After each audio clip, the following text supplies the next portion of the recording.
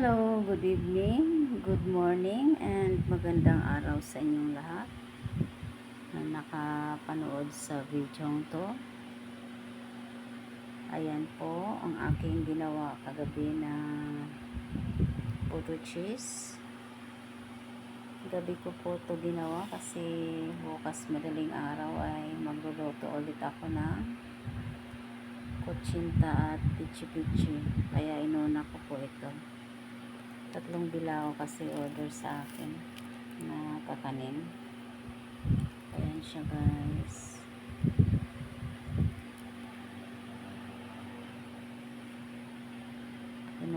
Binalot ko muna to ngayon para hindi siya matuyo. Ayan, matutulog muna ako guys at magigising bukas ng madaling araw.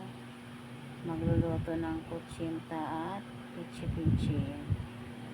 Kaya ayan guys, thank you for watching. Bye bye and good night.